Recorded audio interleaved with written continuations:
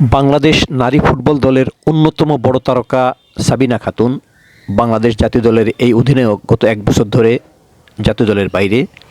Coach Peter বাটলারের সাথে বিবাদের কারণে তিনি এখন জাতীয় দলে খেলতে পারছেন না। তবে এবার তিনি ফুটসাল জাতীয় দলের ক্যাপ্টেন্সি পেয়েছেন এবং ফুটসাল জাতীয় দলের হয়ে তিনি থাইল্যান্ডে যাবেন সাফ ফুটসাল নারী ফুটবল খেলতে।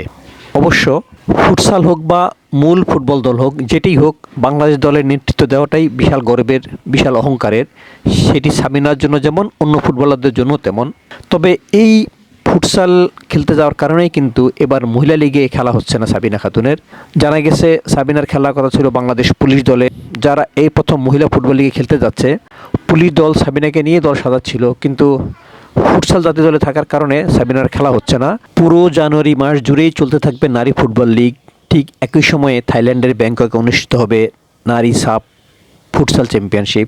ফলে একই সময়ে দুটি খেলা হয়, সাবিনার পক্ষে এই লিগে খেলা হচ্ছে না। তার অনুপস্থিতির কারণে পুলিশ দল যেমন বঞ্চিত হচ্ছে, তেমনি সাবিনাও টাকা পাওয়া থেকে বঞ্চিত হচ্ছেন।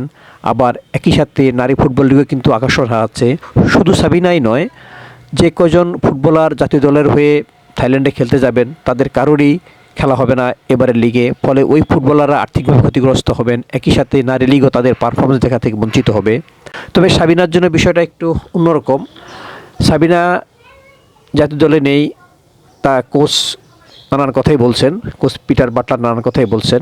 এর আগে সাফ ফুটবলের সময় কোচের সাথে তাদের বিবাদ হয়েছিল, তারা কোচের বিরুদ্ধে অবস্থান নিয়েছিলেন, বিদ্রোহ করেছিলেন। এসব কারণে সাবিনার এখন জাতীয় দলের খেলাটা রুদ্ধ হয়ে গেছে। এরপরও এবারে লিগে তিনি যদি পারফর্ম করতে পারতেন, গোলের পর গোল করতে পারতেন, প্রতিপক্ষের জালে হ্যাটট্রিক বন্যা বয়ে দিতে পারতেন, তাহলে কিন্তু পিটার জেমস বাটলারের জন্য একটা চ্যালেঞ্জ হতো তাকে ফিরিয়ে আনার ব্যাপারে। তিনি বেশ চাপে পড়তেন তাকে ফিরিয়ে আনার ব্যাপারে, কিন্তু সেই সুযোগটা হচ্ছে না।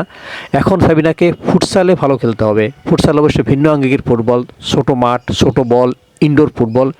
সেখানে পারফর্ম করা আর মূল মাঠে পারফর্ম করা অনেক পার্থক্য। এরপরও সাবিনার জন্য এখন ওইটাই চ্যালেঞ্জ, তিনি নিজেকে প্রমাণ করবেন ফুটসালে। সেটাই আমরা চাই, আবার ফিরে আসুন জাতীয় দলে। কারণ জাতীয় দলে এখন আমরা মাতামাতি করছি ঋতুপূর্ণা চাকমাকে নিয়ে, কিন্তু ঋতুপূর্ণার আগে এই সাবিনাই হলেন আমাদের নারী ফুটবলের সবচেয়ে বড় তারকা, পোস্টার গার্ল।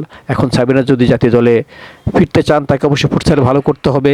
লিগে তিনি খেলতে পারছেন না, তবে সম্প্রতি ভুটান লিগ খেলে এসেছেন। এর আগে তিনি মালদ্বীপ লিগ খেলেছেন, ভারতের লিগে একাধিকবার খেলেছেন।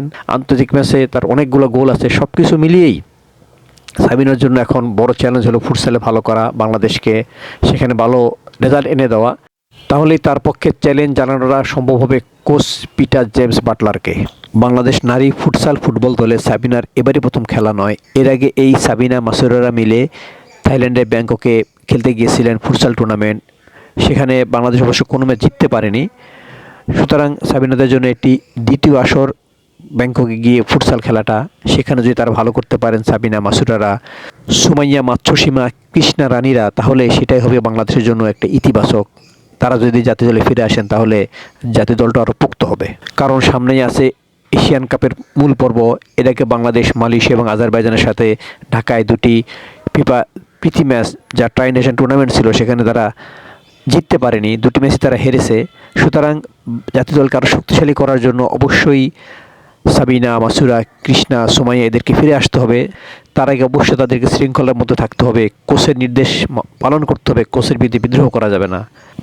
তাদেরকে মনে রাখতে হবে কোচই মাঠের সব কিছু, কোচের বিরুদ্ধে বিদ্রোহ করলে তাদের জাতীয় দলে খেলা হবে না।